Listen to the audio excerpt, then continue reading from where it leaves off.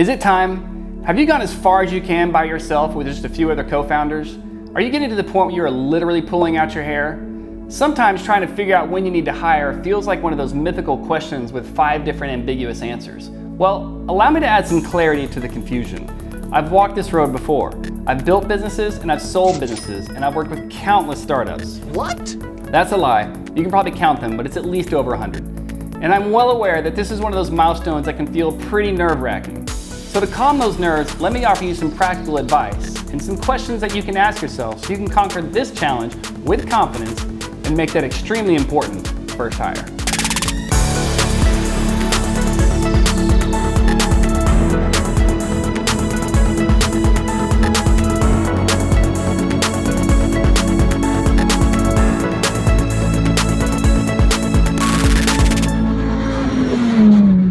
All right, first things first, is your business growing? I'm not asking are you busy or getting more busy. Busy is just a badge people wear with misguided pride when they're prioritizing things that aren't important. So I'm not asking you are you working more? I'm asking are you growing? More customers, more sales, more revenue, more retention. If I was to put those items on a graph month over month, are those lines going up? Because that's the first thing you need to ask yourself. If you're consistently growing and you're struggling to meet demand, then yeah, it might be time to hire. But you need to accurately separate being busy from being tapped out from increasing demand. Being busy is just an indicator telling you that it's time to reprioritize what you're doing. If you're not growing and your business is consistently plateaued, is it because you are the bottleneck? Well, if you are the bottleneck, then that would suggest that it may be time to hire.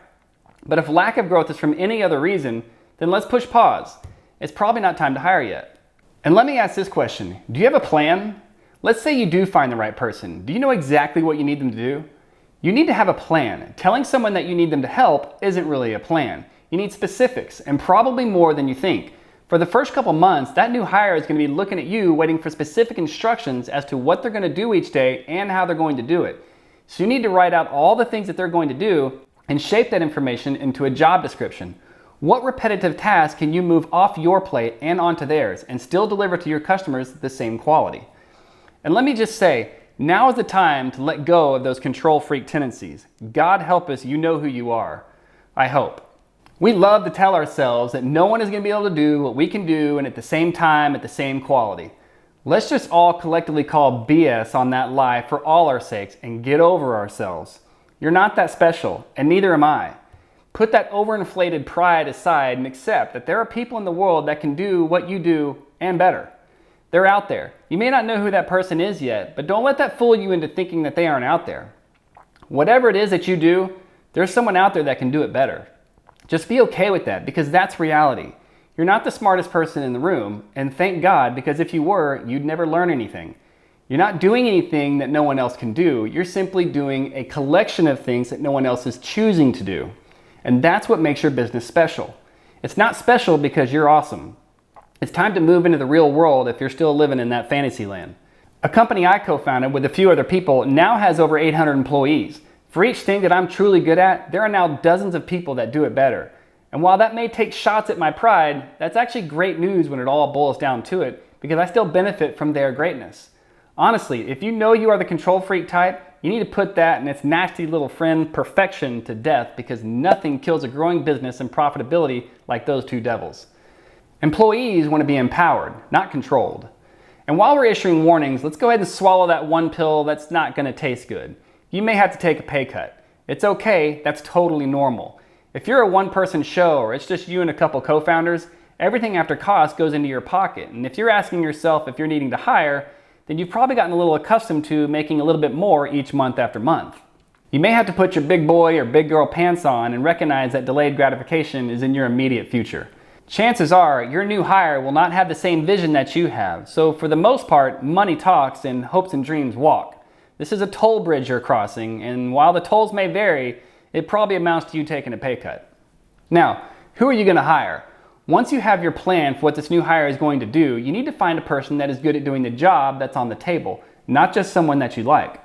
And this brings me to a critical point. You need to find the right person, not the right now person. It's kind of like marriage. You need to find Mr. or Mrs. Right, not Mr. or Mrs. Right now. Don't make the quick decision here. No quick decisions, no desperate decisions. Understand that your new hire is going to either take you to new and better places, or they're going to saddle your business with brand new problems like a ship that's taking on water that all of a sudden has more people on board. So let's talk about when. When is it time to cross this ever so important milestone? Well, I do have a formula for this, but there's definitely some gray area. If you desperately need some right now, then you're probably too late. Maybe you should take this opportunity to panic. I'm kidding, don't panic, it solves nothing. But you actually need to plan ahead. Think about where you'll be in 2 to 3 months, and then about how long it will take to onboard this new hire and have them normalized to your business. If you think it's going to take 2 months for your new hire to be effective, then you need to hire them 2 months before you need them, which means you need to start looking for Mr. or Mrs. Right before that 2-month mark. I kind of look at it like an efficiency rating. If I need someone right now, then I'm 100% tapped. So I need to start the process when I'm more like 75% tapped. Since finding them is going to take some time and training them is going to take more time, I need to add that time together to know when to start the process. The new hire isn't going to solve all the world's problems on day one. In fact, not only will they not solve any problems on day one, your personal efficiency is going to go down because you're guiding and training them. Your own productive output or efficiency is going to look something like this. So you really do need to plan ahead and plan on losing some of your own personal efficiency temporarily. It can be scary, but this is the path. Here's some additional questions I want you to ask to try to hone in when you need to make this happen. Are you turning down jobs? If so, that customer is probably going to your competitor. Now, customer acquisition is generally more expensive than customer retention. So turning down jobs is basically saying no to big money so you can hold on to smaller money. Now, you might be turning down jobs because you're too cheap and that low price point has created too much work. That's a whole nother talk that I'll address in a different video. But if you're turning down work, know that you put a dam in the river of customer acquisition and you're feeding your competitor. Are you constantly overworked? If so, your quality will begin to suffer. If it's gotten to the point where you have increasing customer complaints, take a moment and recognize the environment that you're living in, because that needs to be fixed like yesterday. It will take 10 positive customer experiences for someone to publicly leave you a positive review. It will take 1 negative customer experience for someone to publicly shame you. Complaints are like cancer. Increasing complaints are like stage 3 cancer.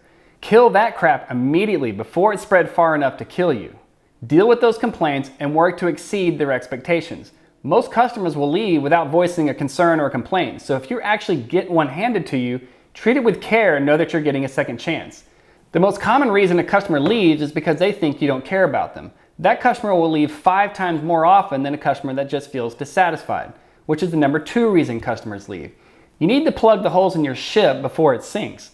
And these 2 customer types are the main reason your ship is taking on water, if it is.